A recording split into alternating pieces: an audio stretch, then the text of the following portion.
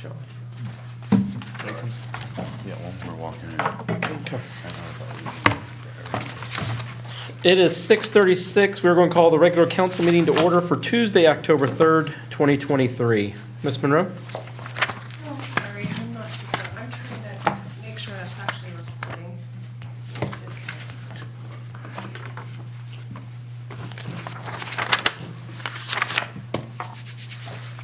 Can we start over? No, I think it's on. I see the.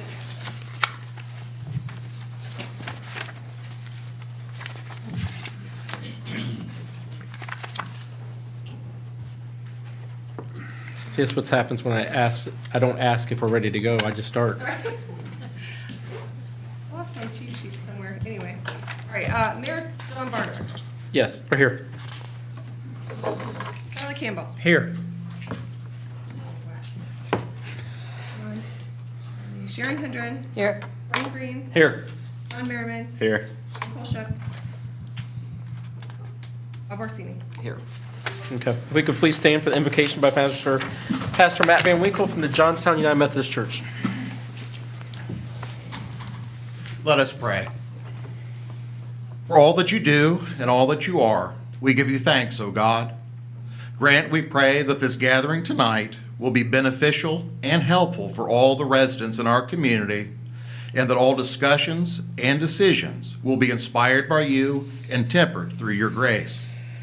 Also, we seek your blessing and favor for the women and men who have chosen to put on the uniform in service to their nation and this, our community. And now, we humbly submit ourselves to you so that peace, harmony, and justice will abound, not just at this present time, but always. Amen. Please remain standing for the Pledge of Allegiance. I pledge allegiance to the flag of the United States of America and to the republic for which it stands, one nation, under God, indivisible, with liberty and justice for all. Good evening, everybody, and welcome to the Johnstown City Council meeting. Hoping you're enjoying the last few days of the 80-degree weather, because it'll be gone. Bite your tongue. Hey, I love it. you won't have to sweat when you go outside and work. Our first order of action tonight is action on our minutes for September 5th, 2023. They were sent to all council members. Does anyone have any changes or alterations to those minutes? Hearing none, do I have a motion? Move to approve as written. Second. All in favor? Yes. Any opposed? Okay. Next item on the agenda is citizen comments on matters not on the agenda. Did we receive any cards tonight? I have one speaker slip from Dave Seelan. Mr. Seelan, you're welcome to come up, and remember, you have 3 minutes. Thank you. Good evening. Over the past few months, I've heard that this town needs leaders under the idea that 5 of the 7 current council members were appointed and not elected. People have asked that they wait. Once said that procrastination is opportunity's assassin. These council members are fully aware and fully capable of making these decisions, large and small, for this city. Waiting for January gains very little. These council members have been in the trenches since recalls and resignations, announcements of developments, annexations, and other issues. These council members have taken those challenges head-on, successfully weighing options as complicated growth initiatives were thrust upon them, both from commercial and civic entities. They manage all that while also setting in motion plans, forge partnerships, and other mechanisms that will carry Johnstown into 2024 and beyond. Asking them to wait is disrespectful of their commitment to the city and only pushes Johnstown further behind the curve of progress. They have served Johnstown loyally, generously, and well. I have faith in their abilities and their decisions. I ask them all to continue that commitment to the city of Johnstown and our residents. Thank you. Thank you. Ms. Monroe, anybody else?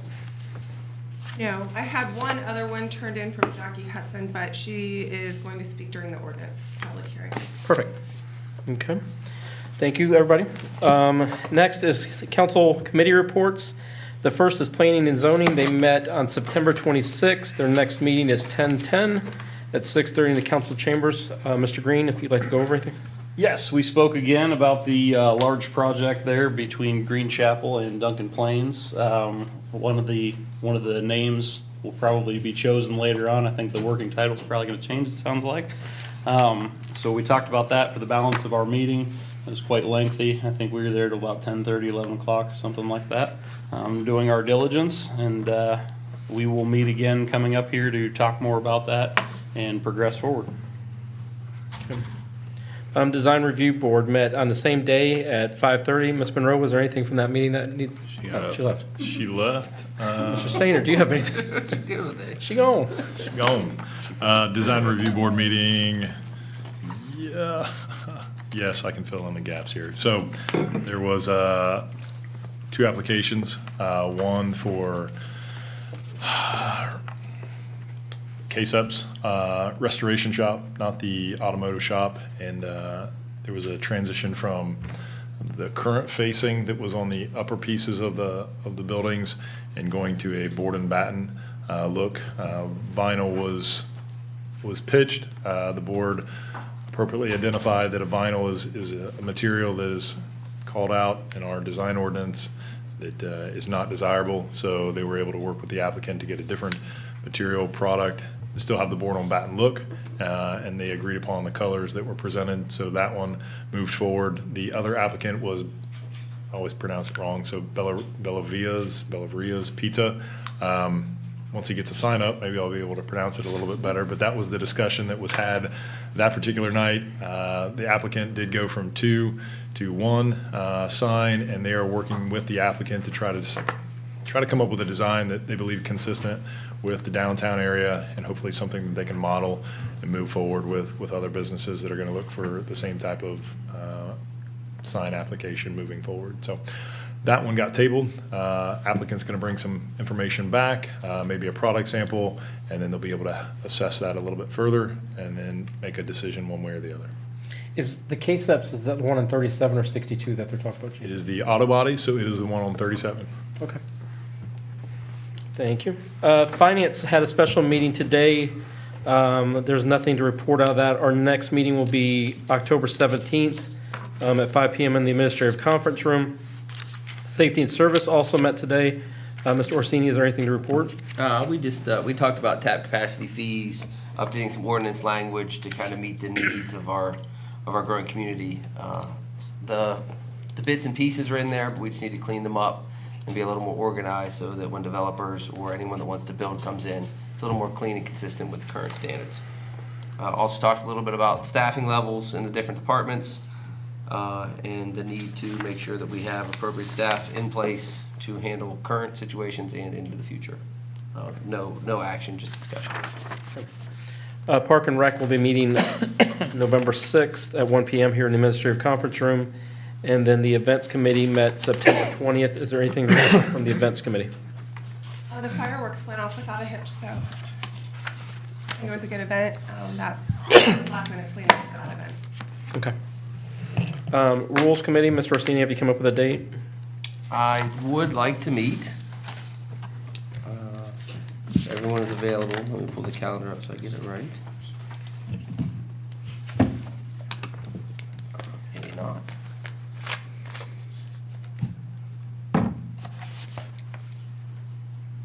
I would like to meet on October 24th. Depending on time, we can do that. We have a zoning meeting that day. No, let's move it then. Well, zoning's at what, It's at 7? 6:30, so Yeah. I mean, if you want to meet before, that's fine. We can do 5. Review. Would- Oh, yeah, that's right, design It reviews depends on if before. they have applications, I don't know Yeah. if they do. Yeah, and zoning may or may not have an application then, so. You could schedule it and then we could. You want to do it on the 17th? No, we have a council meeting that Council night. meeting. And Finance. We have finance that day too. Mhm. Do you want to slip it in like safety and service? Yeah, we can. I'm good with Right, it. it's- My plan is to bring an updated set of council rules. Okay. With notes and then, discuss, review, takeaways, and So 17? Yep. on the 17th, we can do it at 5 or 5:30, whichever's. Okay, 17th. Thank you.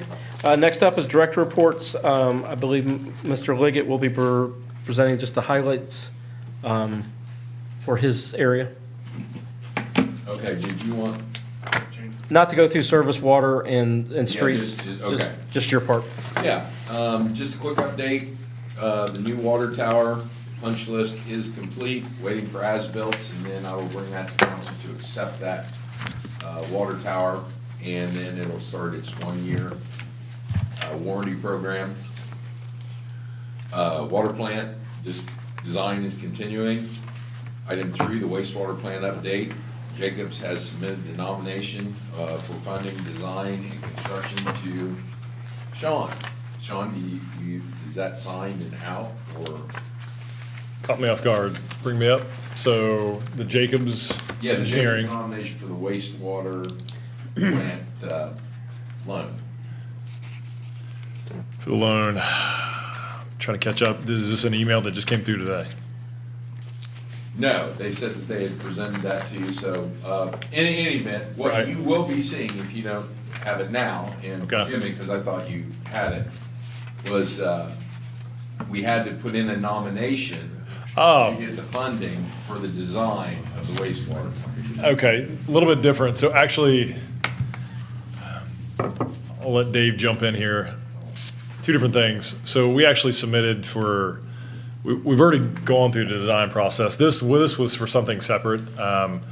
It wasn't necessarily for the plant design for this specific project. It was for, just to have our hat in the ring for design. Design, you can only do, let's see, once a year. Memory's trying to come back to me real quick. Plants you can do once, all the time, but design you can only do once a year for water or sewer. So Dave, you've got some insight. Go ahead and jump in. No, that was signed, that application was signed. Yes, I did sign that one, but it wasn't for the It plant. was in the works. Yeah, and so I was just putting in there, because I knew, or I believe, you guys had received it, and, so I was just saying, yes, so it is signed and it's in the works, and we're moving forward with that. Item 4, East Jersey project, there are just a couple items left on that punch list, and, they're waiting parts, that's why we can't get that finished up. So that will be brought in shortly. I would hope in the next 30 days to accept that road and start the 1-year warranty on that road. I did have a meeting with Pulte Housing Development on 9/26. The goal is for them to get their punch list on the first 2 sections of Phase 1 and a portion of Phase 2 completed, so then those streets can be brought into the city for acceptance before this winter. The obvious push on that is once the city accepts them, then we will take care of the snow plowing and salting. Question? Do we have to accept the road that would be in their construction drive? No. Right, so like, I think they probably, I would assume phase 1 is the entrance. Yeah. And 3. Bigelow and everything to the left. So we have to, so we could do where they're not really driving, construction is seized, and then, Yes, absolutely, absolutely. I will only present to council to accept those roads that are out of the construction area. Houses have been built and completely built. So what we're checking for is make sure the curbs are in good shape, there's no gouges in the road. We have a number of meter pits that need adjusted to proper ground level, and as soon as that's completed, then I will bring only those roads to council, because they will be completely taken care of through the punch list. I will not bring roads where there is construction still going on. did we have the zoning inspector check all the aprons and sidewalks too? In addition, because I'd assume they come in with it, right? Yes. Or somebody from the street department, one or the other, can we have them? No, that's zoning. That's- I handles figured. that, and those are generally, as the houses and driveways are cut in, they're inspected at that time. So a lot of these in this section that's already done, the previous zoning inspector, Jim Blair, would have done all those inspections and approved those. Okay. So anyway, their goal is to be done by October 31st, so then I can bring this in probably in November with a list of streets. Last item is the Concord East development. The sanitary main is completely installed at this point, and we are starting on the water main installation in that area. And this company's doing a very good job, doing nice work, clean work, and we're very happy with the work they're doing so far. Now, because Concord Crossing East is the furthest development that way, there's only one line that goes to that development. With the development coming back around closer to Douglas, will there be a redundant line tied in there? Do you see what I'm, Well, I think, how that goes in, I would have to look at the map, but I do know we have a line that comes off Douglas into the Concord West development, which then goes into the condos. It travels over there. I don't want to say the wrong thing, so I'll have to pull a map Okay. on that to see where. because we talked about that before, if there would ever be redundancy, because I know some neighborhood there's Of course, we redundancy. love to loop whenever we can, Yes. so if one line is out of service, the community can still be fed from another direction. But I'll have to get back with you on that, Mayor. I want to pull the plan to make sure where we're at and how close. I just don't want to have to answer to Mr. Campbell when he doesn't have water one day and he's yelling at me, so. Mr. Campbell hollers? Hey, I didn't- if he runs out of water, he may. Or his toilet doesn't flush. But thank you. Yes, sir. Any other questions for Jack on his service department report? Any questions on the other reports that were submitted that Mr. Liggett could get the answers for us if we need? None? Okay. Moving on, there's no tabled legislation. We'll move for our first ordinance. It's ordinance 17-2023, an ordinance amending chapter 35113 of the City of Johnstown Codified Ordinances. The first reading was September 19th, 2023. So this is the second hearing, or second reading. We will take public comment and take a vote on it. So, yes, Mr. Merrill. Can we put, Hyatt's a lane, right? Well, let me have Sean update what it is, and then we can add, so everybody's aware of what it is again. Yeah, just, can we? Yeah, you want me to give it real quick? Yes. So this came to Safety and Service. It kind of got teed up because of an issue that we were having on North College Street with the police chief and our zoning officer, trying to make sure that safety and proper parking was happening on those specific streets.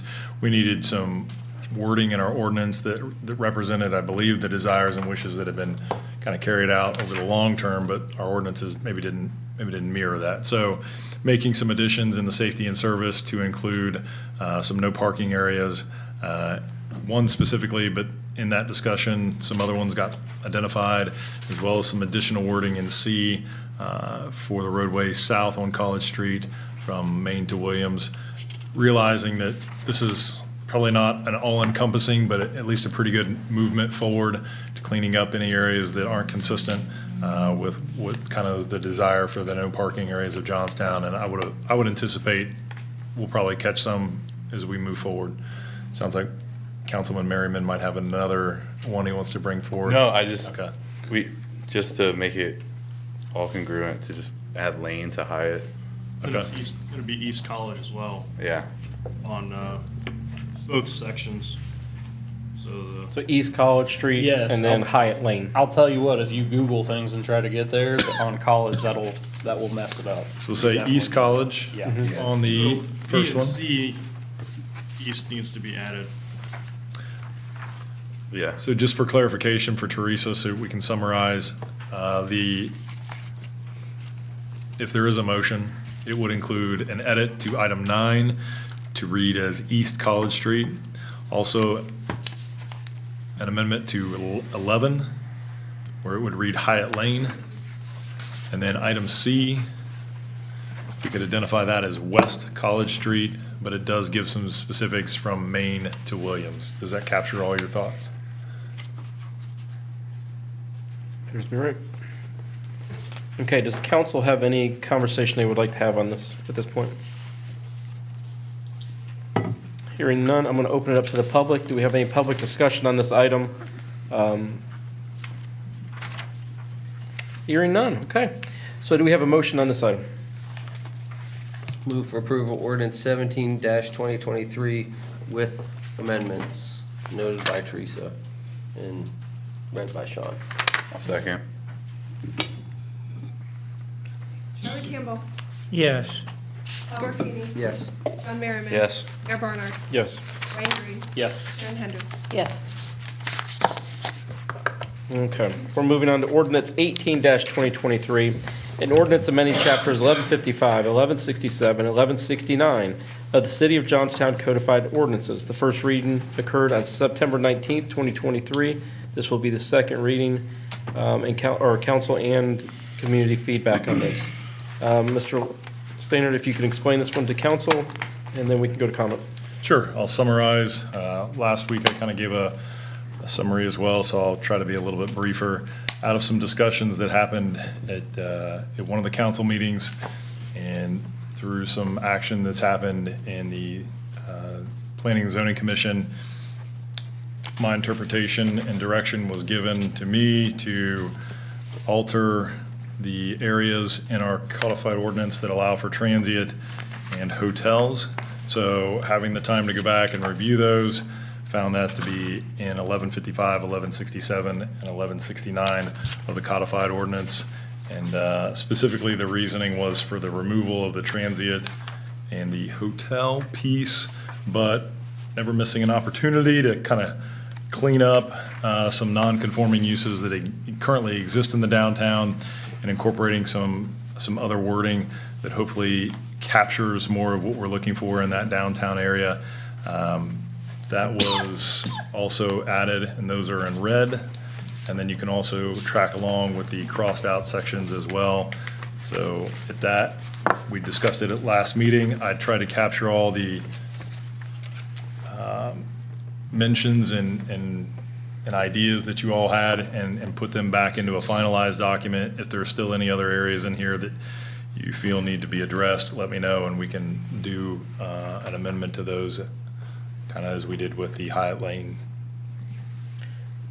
So, any business that has been already in place at this point, what happens to those businesses? They're grandfathered in. Mr. Green would be correct. They are grandfathered in, as long as they continue to operate and establish. They're just, they're established in that district. They're known as what's a non-conforming. And there is a step and a methodology and a procedure that if that business did want to expand, they have to get a non-conforming use permit. And we'll be actually going through that exercise here in the very near future with a specific business that isn't directly called out, and they're going through the permit process to expand their non-conforming. So This will not put anybody out of business? it will not. Not kicking anybody, okay. No, it will No, not. the only thing that I That was mentioned my at the concern. last meeting is it would create some non-conforming uses, and then we would just have to deal with that process. And then after a said period of time, if business does shut down, there is a time requirement, whether it be a year or 2 years, that if no activity has happened in that business, then they lose that non-conforming status, and then it's no longer allowed. The goal of zoning, though, is to get something written up that fits better. Is that true or not true? Eventually down the line, as staff is As we able look at the to. historic district and stuff like that. Yeah, we just have a We'll get lot there. on the plate right now, so we want to have a design overlay district for this area. Mm-hmm. This is just kind of something to help us down that path temporarily. Does council have any, Mr. Merriman?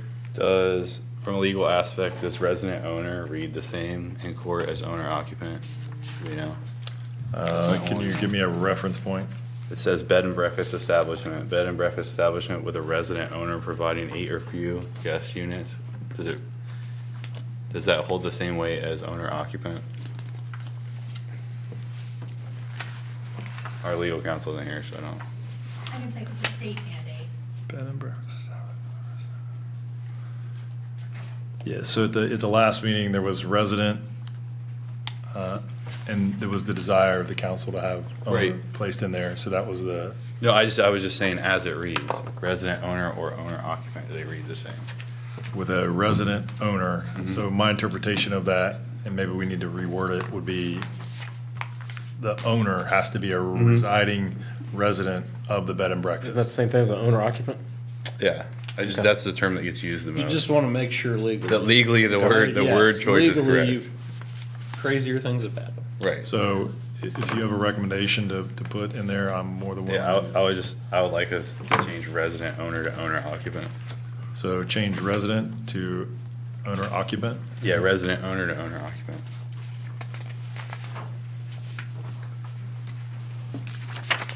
Any other council members with changes or want to speak about this? Okay, I'm going to open it up to citizens.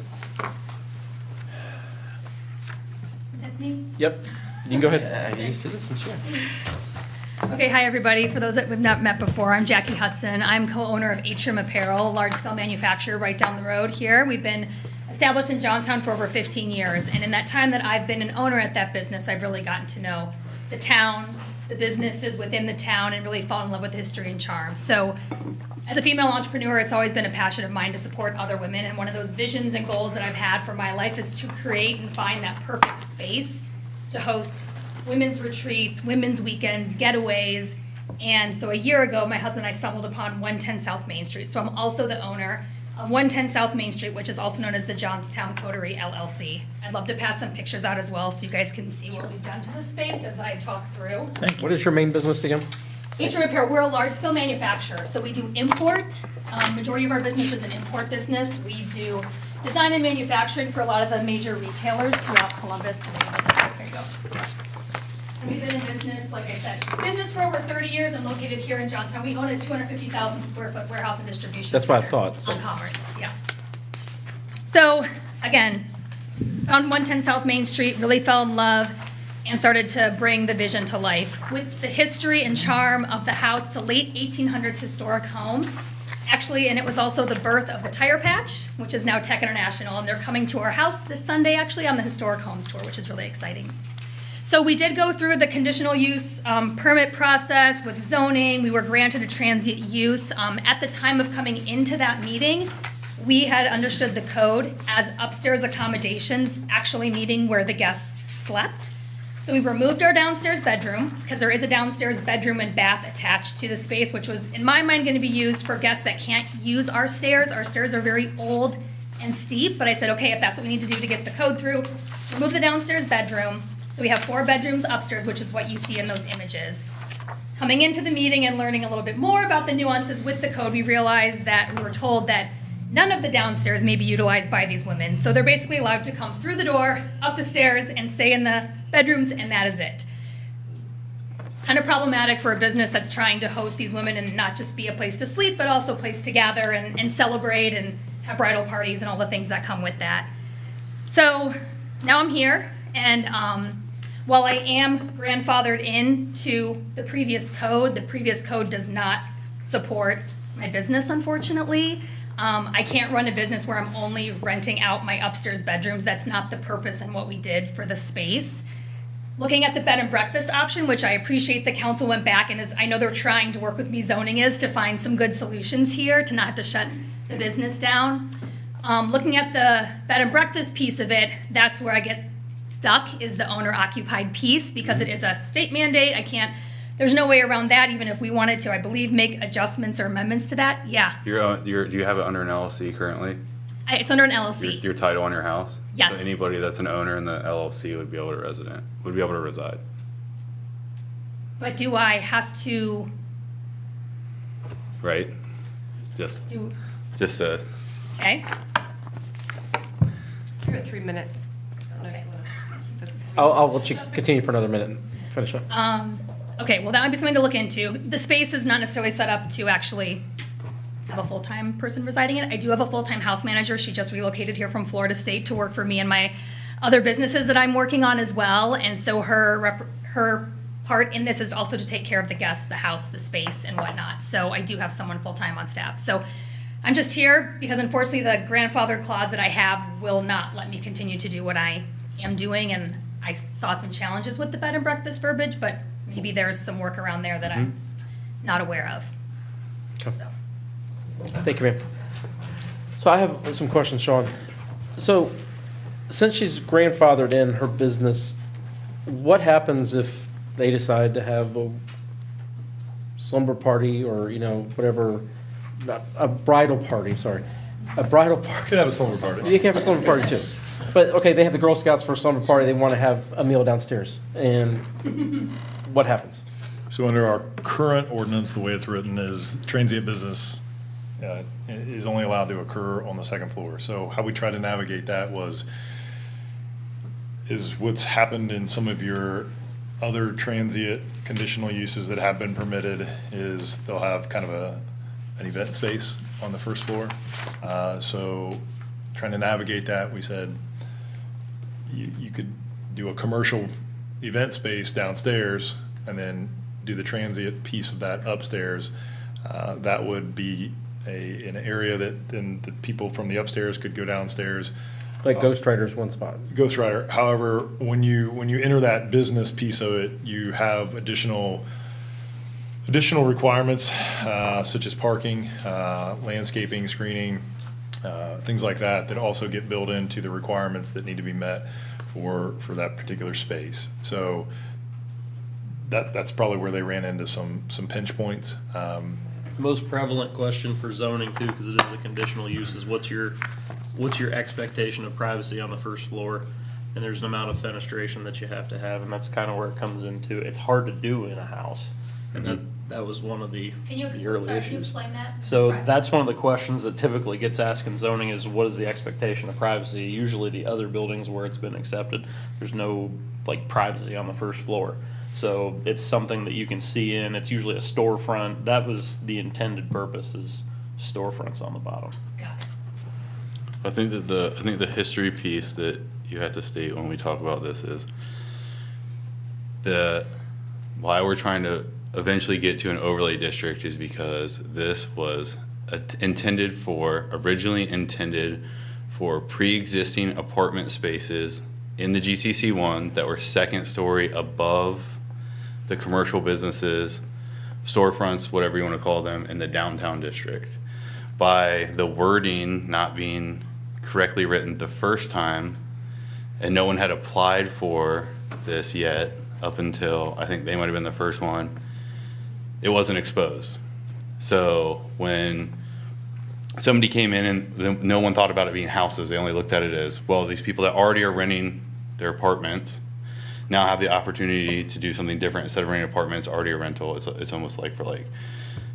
Then we were like, I think then the planning and zoning looked at, or maybe the city, I don't remember if it was council or planning and zoning. Started, then- we were trying to fix yeah. a non-conforming use. Exactly. That's how this all started. Then we were trying exactly. to fix a non-conforming So then use. the look was, well, what if everybody that resides in GCC1 wants to make their home now a transient business? So then the intent was always that it was for those upstairs uses only, and that's why they would have worked in the downtown to start, was because no one had a lower level. And then we had someone come in, we got to the upstairs because we had someone that had a unit in the downtown that wanted to do top and bottom. They were thinking about doing top and bottom. And the intent was always for it to be upstairs where you already had that use. And I think that's kind of how we got to this, and that's why there's the walk back now that's happening. It all underscores the importance of having a more design overlay district. Mm-hmm. Totally. GCC1 is hard. It's because a big there's area. multiple uses inside of that district. It encompasses just straight up housing, businesses. There's garages in there. There's 5 types of uses plus in that area. So it's not like other districts where things are very well written. It's an old district. It's the original district. And I think they tried to put, from talking to people for more historical perspective, they were trying to just have a very restrictive use. And if you hear some of them tell it for historical value, it's, hey, worked for 100 years, didn't it? So now it's up to us to kind of fix that, and that's where we come in. We've tried to do some stopgaps. We've tried to do some things to mitigate issues, but ultimately there's one thing you have to do. You have to get that overlay district in there because it's just such a district that there's so many different uses. You're never going to get it right unless you have an overarching one, or unless you get individual properties to rezone, which good luck with that. Okay, so let me ask these questions. So if this ordinance fails, what happens to said business? Stays the same. It's still, for what she's looking to do, would still not be workable because in your current ordinance, it restricts the transient to the second floor. And if we pass this, she's in the same boat. Yeah, either way, it's a, It may allow her to do a bed and breakfast. There is that. That's your second. It may allow her to do a bed and breakfast. but yeah, so the the current ordinance does not allow for the transient uses on the first floor. This would effectively remove all transient businesses from any area in the GCC 1. So no one can add it at this point. The ones there can continue. Correct. The ones there can continue under the grandfather clause, but if they try to convey the properties, they won't be able to convey it with that use. And then the hope is that you do an overlay district and you can go back in and put it in the area that Right. you originally intended with the wording that you originally intended. Yeah. Okay. If that's the flavor of council at the time. There's gonna have to be a lot of work around because you have so many properties over the years. I mean, it's the oldest district in town. There's a lot of how many non-conform It's uses gonna there be a now? mess. I mean, I think everyone up here can agree that this is the type of business that we'd welcome in these historic buildings to fix them up and make them look nice. Our ordinance just doesn't fit it right. Right, from zoning, the job of zoning, it's a quasi judicial board, so you're just looking at what's on the books and enforcing what's on the books. Okay. If council wants to amend the books, they have that right. Yeah, I don't think that the city would want to see every single family dwelling in GCC 1 be a No, but- transient The business. challenge is you have to manage the Right. parking Yeah. Well, and I want to speak to the, and safety. to the, Am I allowed? Go ahead.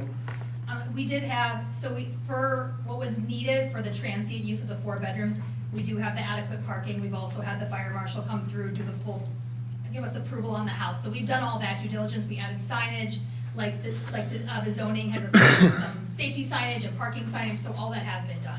I was speaking in general, but Oh, okay, I do, sorry. no, it's fine, but I appreciate the fact that you went through all the processing. And 1 is usually not the problem. It's 1, 2, 7 with 3 nefarious operators of the 7, and then we have problems. and that's exactly the point I was going to make.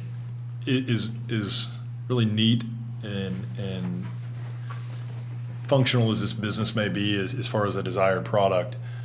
It's really because, please speak freely, the applicant is a tremendous person and has a vested interest in the community and really wants to see something that isn't a nuisance, it isn't a problem.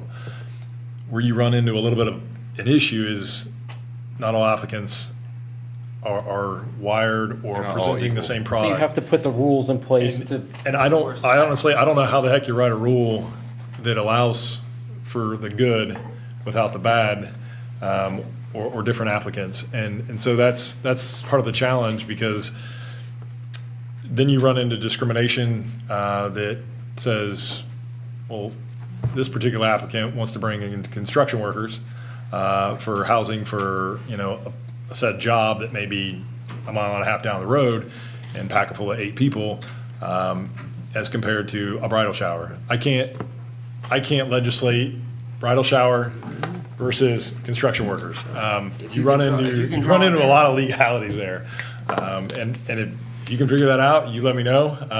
if we did a variance just for her business, that opens us up to litigation if other businesses want the same variance. Can't do a use You variance. set precedent. You can't do Can't that. do a use variance. If I can, the one other thing that I had mentioned prior with the zoning commission was, someone, like the town of Granville has a limit to their permits. So we could also, I'm just gonna throw out there that GCC 1 could say that there's 4 transient use permits allowed, the Ghost Rider has 3, we get the 4th, and then the conversation's done. I'm not going anywhere, I know Ghost Rider's not going anywhere until the historical overlay gets laid, and then all of a sudden, that gets, I'm just, again, throwing out but I will say for other towns, that is the exact fear, and for that reason, towns that are seeing this happen, they are putting in limitations. They are putting in numbers per zone within the towns. I think that the only issue if you do a allowable number of permits is the city's then taking a stance on highest and best use for said dwellings. So if you can run a transient business through yours and you're in GCC 1 and I live in GCC 1 and you can make $100,000, your house is worth over $1 million. And if I can't do the same thing, now my house is only worth what it's worth at a residential value. If that makes sense? I'm not understanding. A commercial building is how they look at it for lending purposes is how much revenue you can draw. It doesn't matter if you paid $500 for this house and you can make $200,000 a year in rental, it's a $2 million house now. And your neighbor, if they don't have the same opportunity, then we're taking a stance of allowing somebody's highest and best use, which isn't always, it's a little overreach sometimes. Okay. Any other questions? I don't have any questions, but I want to thank you. We're doing the walk historical walk, and I thank you for letting us visit your property Sunday. Welcome. 1:45, we're having a historical walk, and hers will be open, and it looks beautiful. Thank you. Thank you for taking care of it. Okay, any other citizens' comments? Okay, do I have a motion on this item? I'll make a motion to pass it as written. As edited. With the exception of where we discuss Item G, item G on page 31 of 48 under 1155.03 from resident owner to owner occupant, and to put I in front of outdoor storage and display of merchandise on public sidewalk where it's prohibited. Just because it wasn't on there, I saw it. What was that last Would one? that be I? I think it's just a statement, not a conditional use. I would concur with Teresa on this one. I If it's went just a back and statement, then forth. it's fine. It's more of a statement, less, it's not a permitted use, it's more of a prohibited, so fine. I didn't tag it Scratch in that as I. portion. So if amendment I would be removed. Yep, you're but good. the G would read as owner occupant. Owner occupant. Okay, I've got, I wish Thad was here to read that, but. I'll try to fill in for that. Okay, so we have a motion. Do we have a second? I'll second it. Bob Orsini, Yes. John Merriman. Yes. Mayor Barnard, Yes. Ryan Green, Yes. Sharon Hendren, Yes. Charlie Campbell. Yeah. Moving on to the next item is a resolution 2023-30, a resolution accepting annexation of 285.93 acres, more or less, from Monroe Township, Licking County, to the city of Johnstown. This is a resolution. The applicant has requested that we table this, but with our resolutions, according to our charter, we have to open this up to public comment at the time that we bring this item. So does anyone have any public comment on this item as of right now? It will be tabled tonight. Hearing none? I make a motion, Teresa, Ms. Monroe, that we table this item Do we need to state per the applicant's request? per the applicant's request. Any second? A second. I'll second.